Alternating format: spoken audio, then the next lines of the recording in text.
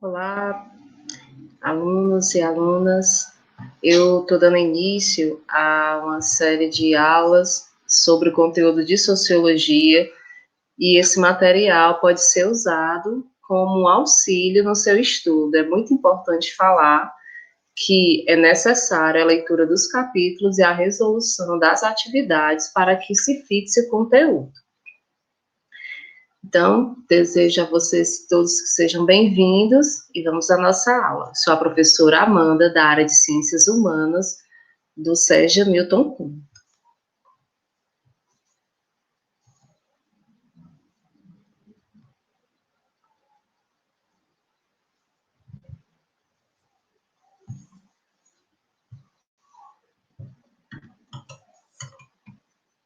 Bom, a nossa aula, ela é correspondente ao capítulo 11 de Sociologia.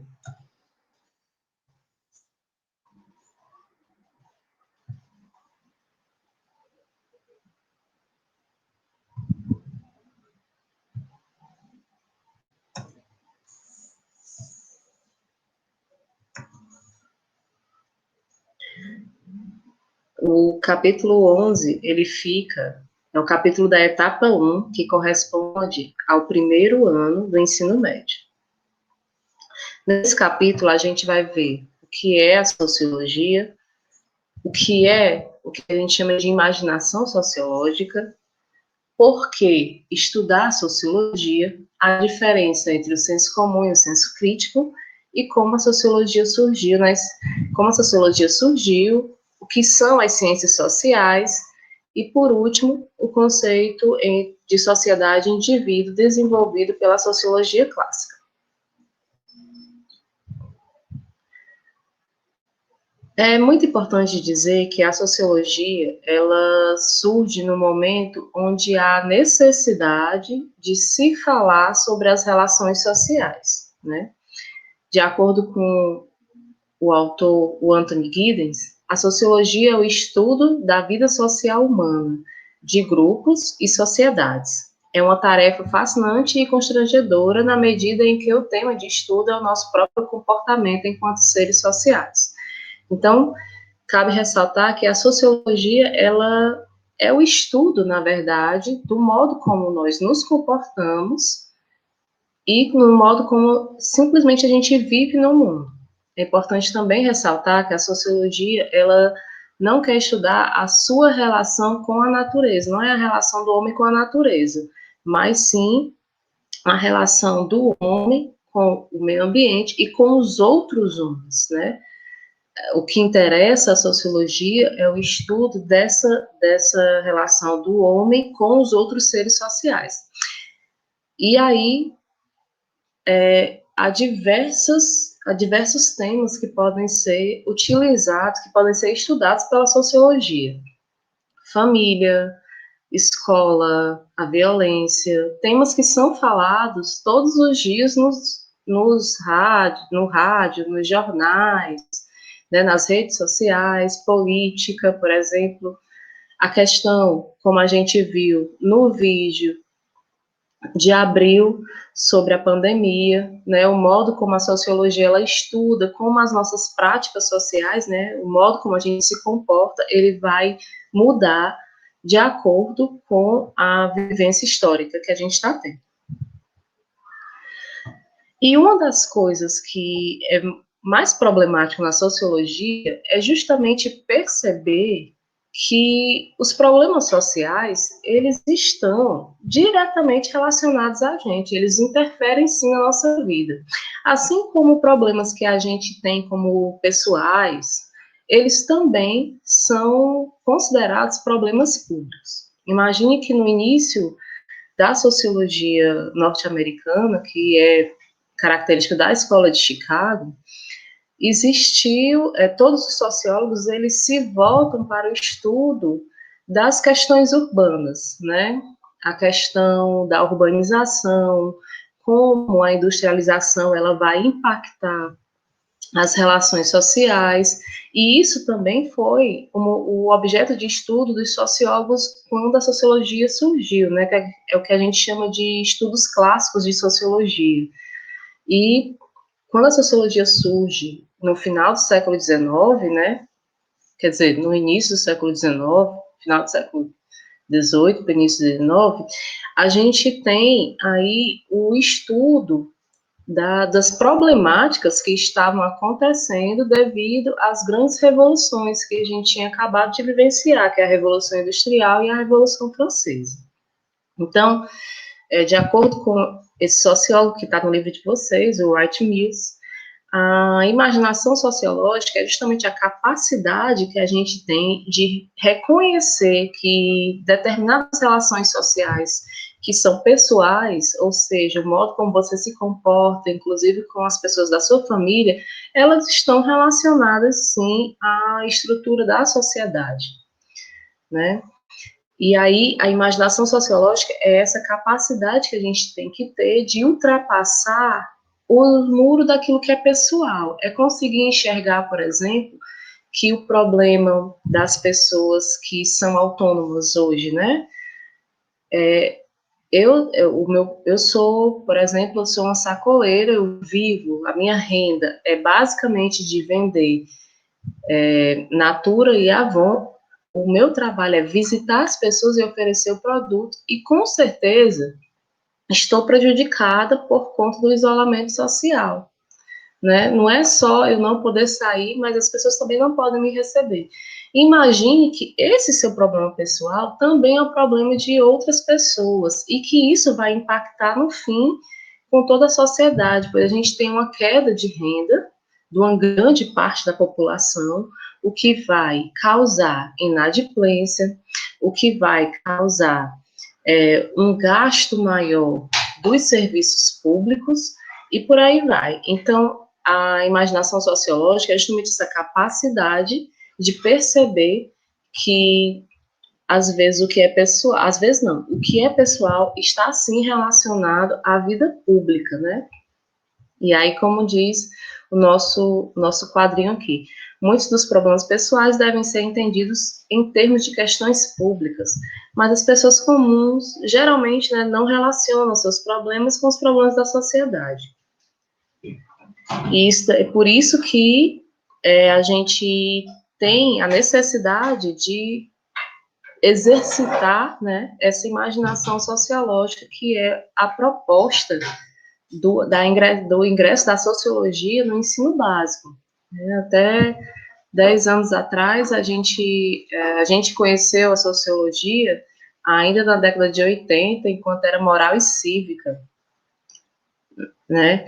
E depois ela sai do ensino, da grade curricular, e depois, em 2003, 2005, ela retorna ao ensino básico, justamente porque é necessário que se um cidadão crítico, né, que esse é o objetivo final da escola, é formar pessoas, cidadãos críticos. O objetivo, como você exerce essa criticidade, né? Uma das coisas é exercitar justamente a imaginação sociológica, que é essa capacidade que você tem de perceber essa correlação entre os problemas pessoais e as questões públicas. E aí, no seu livro, você vai poder acompanhar na página 144 por que estudar sociologia, né? Então, para que serve a sociologia? A primeira coisa é estranhar o familiar. O que eu quero dizer com isso? Você tem que estranhar aquilo que parece comum, o normal, né? É muito importante entender que a sociologia, ela trabalha nessa perspectiva de que nada que a gente tem na nossa sociedade, ela é natural. Não existe essa questão do natural na sociologia.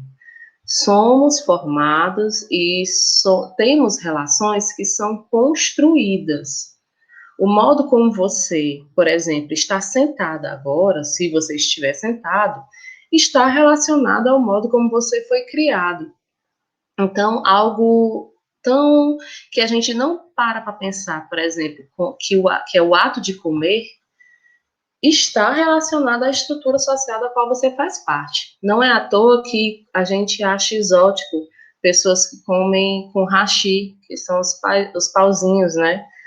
Que os asiáticos comem, né? Que é os talheres. Nós usamos os talheres europeus, porque nós fomos colonizados por europeus. E aí a gente traz isso na nossa cultura, né? Então, estranhar o que é familiar é justamente um exercício sociológico de que aquilo não é natural. Por exemplo, um outro exemplo, né? Imaginem que até 30 anos atrás, mulheres não poderiam ter conta em banco, porque elas não eram consideradas legalmente, né, do ponto de vista da lei, capazes de ter uma conta, né? E essa lei ela mudou, né? Tá com 30 anos, 40 anos, mas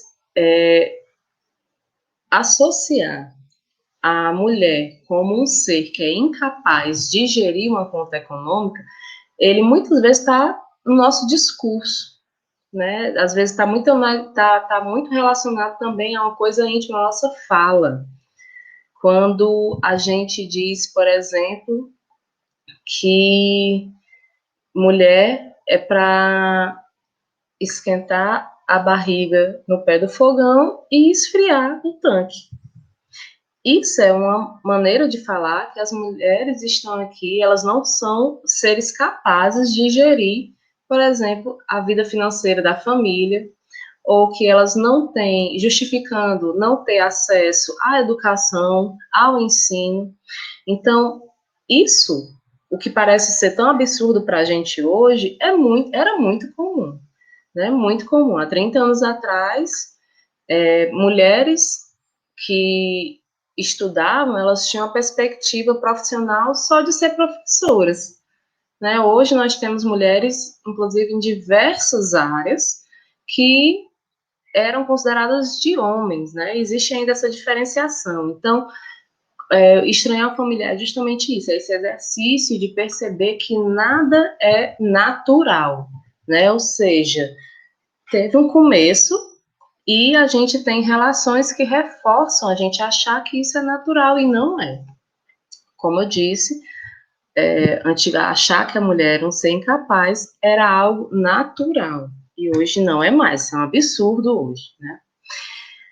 O segundo motivo para que estudar sociologia é compreender as forças que atuam sobre as nossas vontades. Muitas vezes a gente acha que a gente faz o que quer, né? Acho que isso é um desejo de todos os jovens, né? Quando eu crescer, quando eu estiver trabalhando, eu vou fazer o que eu quiser. E a gente sabe que não é assim, né? Quando inclusive, aquilo que a gente acha que é uma liberdade de escolha, nem sempre é. Geralmente não é uma liberdade. A liberdade ela é um conceito filosófico, mas na realidade ela não existe.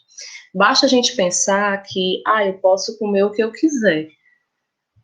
E se a gente pensar um pouco, isso não é verdade. Você come aquilo que está posto e oferecido para você comer.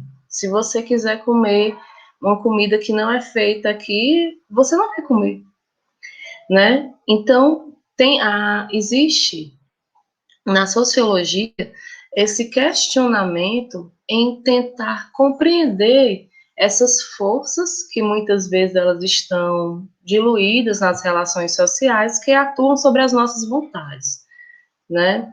Às vezes a gente não sabe compreender de onde vem toda essa coisa de precisar emagrecer, de ser fitness. Isso não era o normal há 40 anos atrás, né?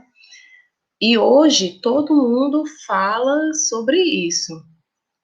Então, o que que tem por trás disso, né? Será que eu também não tenho um excesso de imagens que mostram que o corpo magro é o corpo saudável? Será que se eu ver uma pessoa gorda e uma pessoa magra, uma pessoa gorda se exercitando e uma pessoa magra bebendo, eu tendo a achar que aquele corpo magro é um corpo saudável, mesmo que ele não faça coisas saudáveis. Então, uma das funções da sociologia é justamente fazer com que a gente compreenda de onde vem esse. De onde vem, onde são construídas essas forças, né? Que está no livro como forças, mas entendo como estruturas sociais que vão atuar sobre as nossas vontades. Um terceiro motivo é enxergar além do nosso próprio tempo e espaço. Né? A sociologia, ela se alia muito à história para tentar observar as ações humanas e fazer projeções. A gente não faz previsões. Quem trabalha com previsão é a astrologia, né? E nós somos cientistas. Cientistas não fazem previsões. Cientistas fazem projeções, né? Projeções baseadas em outras experiências. E a sociologia, ela faz com que a gente possa questionar, inclusive, o nosso momento atual com outros momentos que já tiveram na história. Imaginem como estabelecer as relações sociais na época da gripe espanhola, por exemplo, né, que foi uma pandemia de tantas proporções como essa que a gente está vivendo.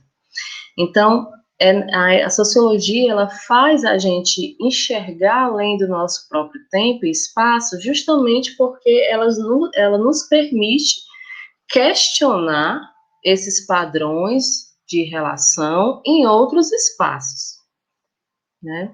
E por último, e para mim é o mais importante, é que a sociologia nos auxilia a exercitar a tolerância em relação ao outro. E isso tem muito a ver com o primeiro.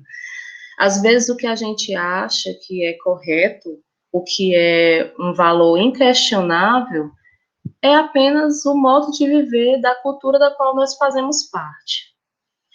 Eu sempre dou como exemplo a questão do casamento monogâmico, que nas sociedades ocidentais, que é essa que a gente vive, o casamento monogâmico é o que está regido em lei.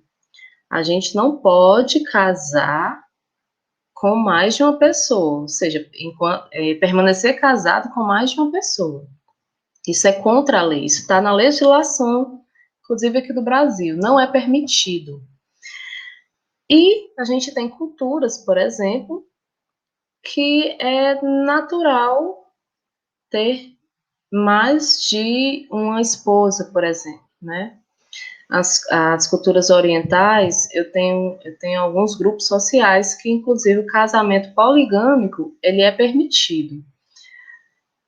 E o que, às vezes, a gente olha com certo, nossa, que promiscuidade, casar com mais de uma pessoa ao mesmo tempo, é justamente a sociologia, ela nos ajuda, ela nos auxilia a exercitar essa tolerância em relação ao outro, compreender que aquele outro não acha estranho porque ele foi criado naquela cultura, né? E questionar por que então nós achamos isso estranho, né? Por que a gente tende a agir assim em relação ao diferente, ao desconhecido? Então, assim, existem outros motivos do porquê estudar sociologia, esses 4 são os que estão no livro, mas é muito importante a gente saber que estudar sociologia, ela não é fácil, né? A gente tende a dizer que sociologia e filosofia são as disciplinas mais difíceis nas ciências humanas, justamente porque as respostas, elas não estão dadas, elas não são fáceis de achar, porque fazem com que a gente estranhe aquilo que nos é comum, que a gente questione aquilo que a gente acha que é uma vontade própria, que a gente tenha a capacidade de enxergar para além da nossa atuação social, né, para além da nossa sociedade, e, por fim, exercitar a tolerância, o respeito e a diversidade, tanto no âmbito social como no âmbito cultural.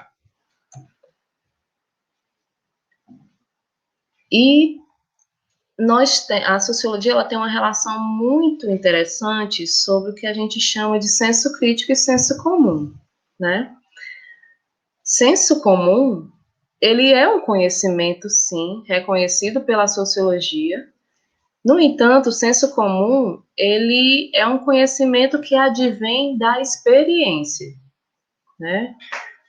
É aquilo que a gente fala quando a gente se torna pai. A gente escuta quando é filho e a gente fala quando se torna pai, né? Faça isso. Por quê? Porque eu estou mandando. Mas é óbvio que não é só porque a gente está mandando, né? Por exemplo, se você vê o seu filho perto de uma tomada querendo lamber, você vai tentar impedi-lo, óbvio. A questão é que a gente não sabe, por exemplo, explicar todo o processo que o choque ele vai causar no corpo humano. Eu não preciso saber de física para poder entender que se eu lamber a tomada, eu vou levar um choque e posso morrer. No entanto, eu sei que se eu fizer isso, eu vou ficar doente, eu posso morrer e tudo. Esse conhecimento, ele vem de uma experiência, ele vem do conhecimento que é passado de geração em geração, é um conhecimento que é passado de maneira oral, falando, aquelas coisas que você aprende. É mais ou menos o que acontece com a maioria das crianças que são criadas em casa com muitas mulheres e que elas aprendem no dia a dia a cozinhar, né? Então, você nem sempre aprende a cozinhar com aquelas medidas que a Ana Maria Braga vai colocar, né? Tantas colheres. Não, você meio que vai ali na sorte e vai, às vezes você erra, às vezes você coloca mais sal no arroz, tem dias que você acerta.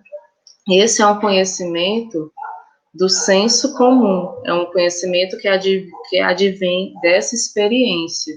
E nem sempre o senso comum está errado. A grande questão é que o senso comum tende a não se questionar. Essa é a diferença entre o senso comum e o senso crítico. O senso crítico, que é o conhecimento que advém da experiência científica, ele parte de um questionamento, né? Newton, por exemplo, viu a maçã cair e se perguntou por que a maçã caiu. Muitas outras pessoas viram a maçã cair e sabem que em um determinado momento as maçãs caem. Ele perguntou por que a maçã cai. E daí ele foi estudar a questão das forças e a lei da gravidade, enfim.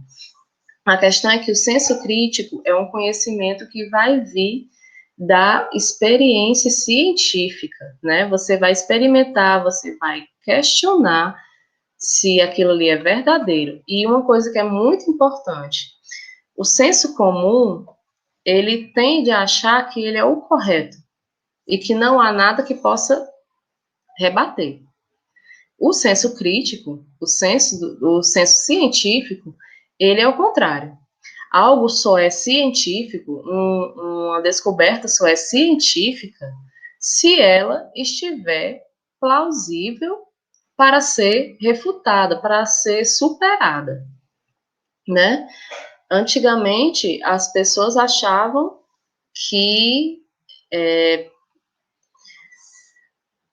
a evolução da humanidade, ela se deu pelo criacionismo, né? O que nós acreditamos hoje, a comunidade científica hoje acredita que nós passamos por um processo de evolução, né? Um processo evolutivo. Mas existem outras maneiras de explicar, por exemplo, a criação do mundo. A questão é que, atualmente, a teoria científica, ela se baseia em fatos, no estudo de fatos. sendo que essa teoria científica, ela só é científica à medida que ela está possível de ser superada. Quando a ciência tem algo que não pode ser superado, ela deixa de ser ciência e passa a ser religião. Vocês já devem ter ouvido falar em dogma. O dogma é justamente aquele conhecimento que ninguém questiona. É a verdade inquestionável. E a ciência, ela não é feita de verdades inquestionáveis, certo? Essa é a diferença entre senso comum e senso crítico. Senso comum é aquele conhecimento que advém da experiência, mas que tende a ser naturalizado. O que é naturalizar? É você não se perguntar por que você faz essas coisas, você simplesmente agir sem raciocinar, sem racionalizar aquele ato. O senso crítico, ele vai fazer com que você questione porque algo é dessa determinada forma e não de outra. Essa é a diferença principal. E é muito importante saber que a sociologia, ela vem reforçar a questão da teoria crítica, da teoria científica, em que a teoria científica, ela só é válida enquanto ela está ali possível de ser superada. Quando uma teoria crítica, ela não é possível de ser superada, ela é colocada como a verdade absoluta, ela deixa de ser científica e passa a ser um dogma, certo?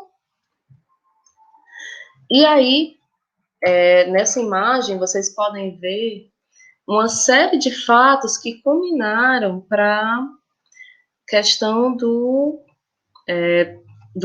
surgimento da sociologia, né? A gente tem o renascentismo, a gente tem a mudança de perspectiva, onde Deus, né, era colocado como centro do universo, como centro do conhecimento, e o movimento renascentista e iluminista, ele vai questionar esse posicionamento e aí coloca o homem como centro, né? É óbvio que essas ideias, elas vão também evoluindo e vão se transformando ao longo do tempo. Aí a gente tem também a questão do mercantilismo e das grandes navegações, que culminou no descobrimento, entre aspas, do continente americano e na sua exploração, né? A gente tem a criação da moeda como algo que tivesse valor para ser trocado em mercadoria, né? Que antes a troca era feita de mercadoria por mercadoria, e quem comandava, quem ordenava, era justamente quem tinha mais a oferecer. Então, vendo que essa troca era uma troca injusta, os governantes, né, que na época eram os reis, a gente ainda está falando de uma transição da sociedade feudal para a sociedade moderna. Nessa época, os reis tinham apoio da igreja, e aí o conhecimento ele era voltado apenas para os homens da fé, né? E não se tinha escola e pouquíssimas pessoas tinham acesso ao conhecimento. E tanto o Renascimento quanto o Iluminismo, ele vem questionar, né? Vem culminar num movimento que a gente chamou de racionalismo, que é onde a razão ela é posta no lugar dos dogmas, né? E aqui eu tenho a imagem de Luís XV como representando aqui esses governos monárquicos que vão cair, né? Eles vão passar por um processo de transição, vão romper com a igreja, vai ser criada uma nova classe social, que é a burguesia.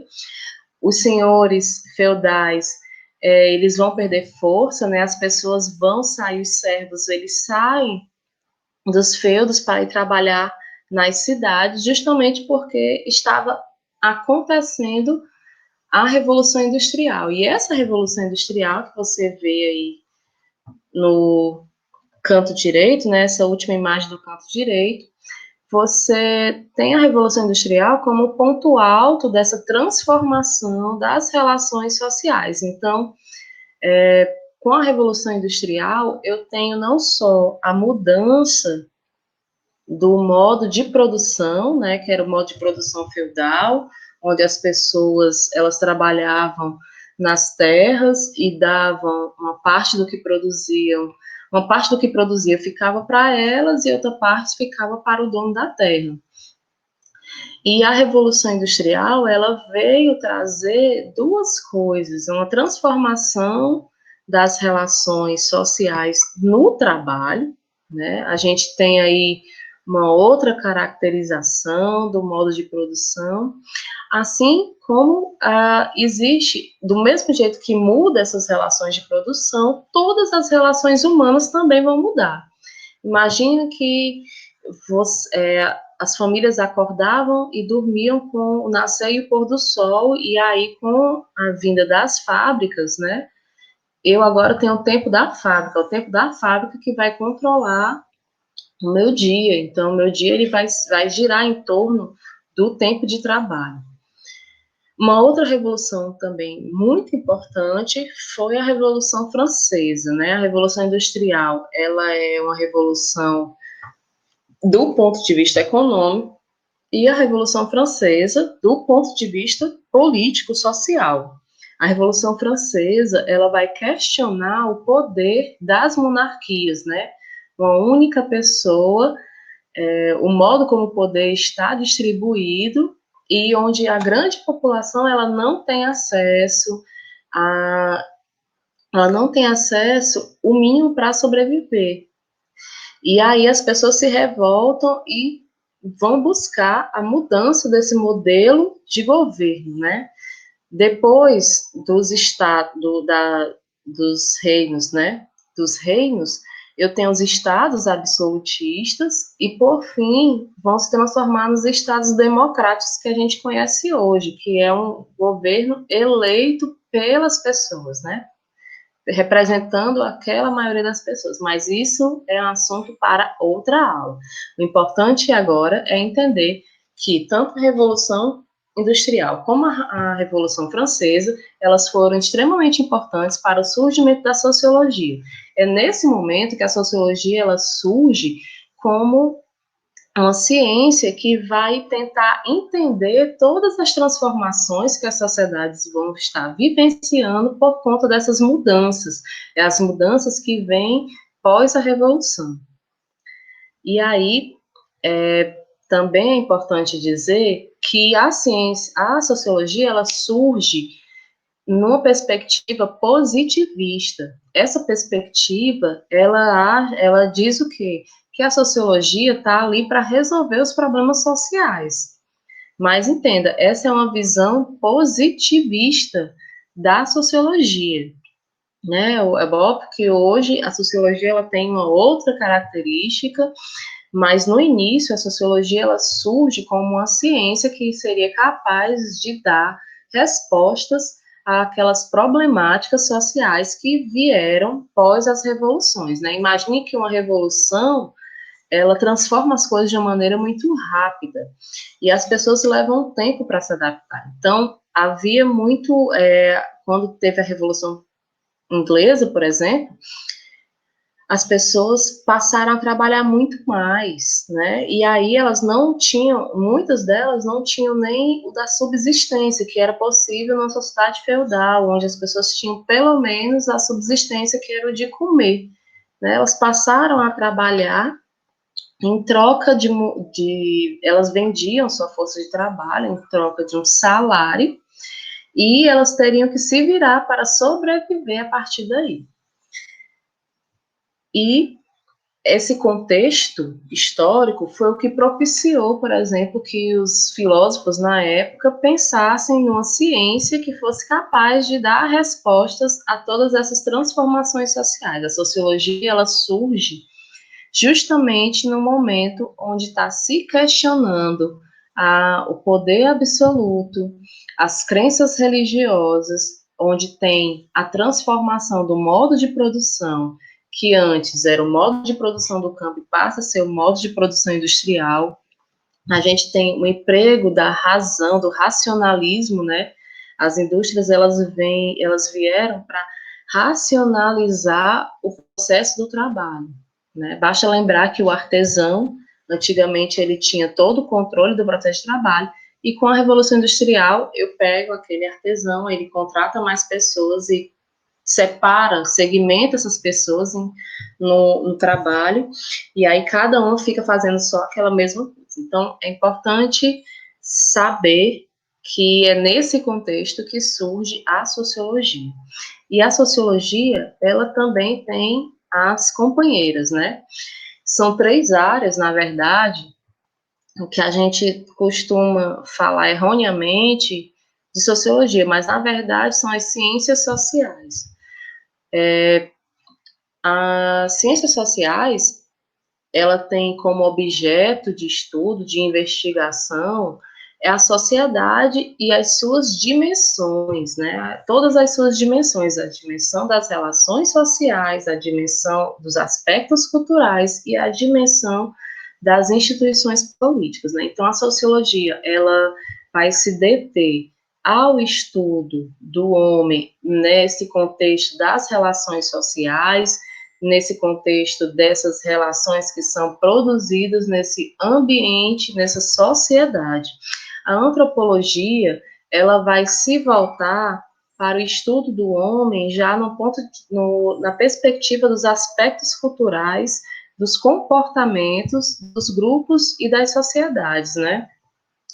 E aí você vai ver questões relacionadas à cultura, à diversidade, sendo debatidas na área da antropologia. E, por fim, a ciência política, ela vai se deter nas análises das questões ligadas às instituições políticas, né? A questão dos governos, do poder, da autoridade, elas são do âmbito da análise das ciências políticas. Então, o cientista social, né, que é a pessoa que faz a faculdade de ciências sociais, na verdade, ela se forma em 3 áreas. E aí, no decorrer da sua vida acadêmica, é que ela vai indo ou para a sociologia, ou para a antropologia, ou para a ciência política. E para finalizar, a gente tem aqui um outro quadrinho, né?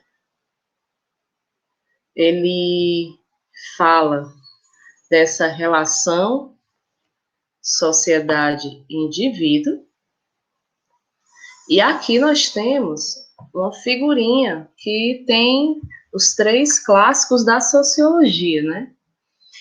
E a gente vai debater nas outras aulas sobre o papel e a teoria de cada um deles, mas a ideia é que, na verdade, as ciências sociais elas vão se deter na formação dessa relação entre o indivíduo e a sociedade. E o que é que eles acham que é, né? Esse aqui, ó, barbudo, quer dizer, todos são barbudos, mas esse com cabelo mais escuro, que era o mais novo, ele diz: a sociedade é formada pelas ações sociais. Ações sociais são todas as ações que os indivíduos realizam com um sentido que é dado, né, pelo indivíduo, mas que sempre leva em consideração o outro, né? O outro é muito importante lembrar, né? Sempre estou batendo nessa tecla que a sociologia ela não quer saber da relação do homem sozinho. A gente quer entender como esse homem se relaciona com outros homens, tá certo? Então, essas ações sociais, na verdade, é um conceito, do Max Weber, que diz que é toda ação que o indivíduo realiza com sentido, né, com motivação, com o sentido que ele dá, mas que leva em consideração os sentidos e a opinião dos outros.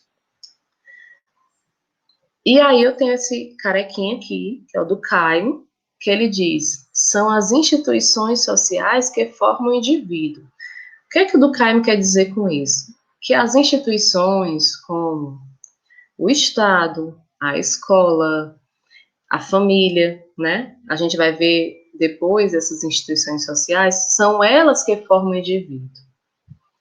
Né? Para ele, o indivíduo ele não tem tanta força perante a sociedade.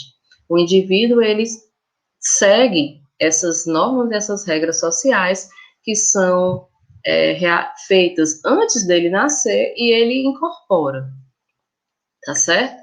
E aí ele vai dizer, são as instituições sociais que formam os indivíduos. E por fim, esse barbudinho charmoso, que não é tão careca, que é o Marx, né? E aí ele diz, e quem forma as instituições sociais? O capitalismo, é claro. É muito importante lembrar que Marx ele não é sociólogo, mas as contribuições que ele tem, ele vai ser estudadas em várias das ciências humanas, né?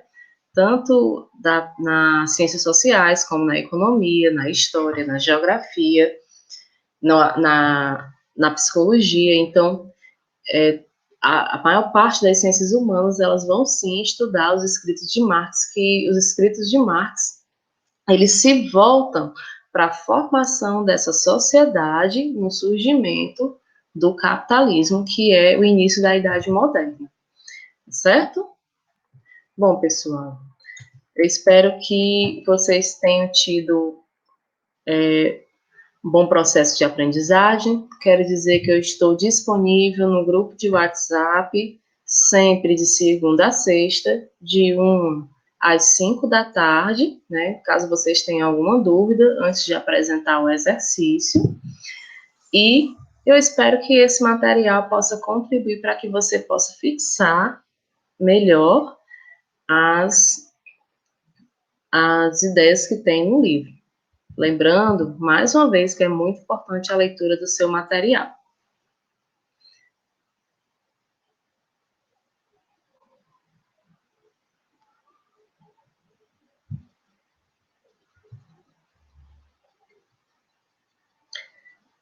Então, é isso.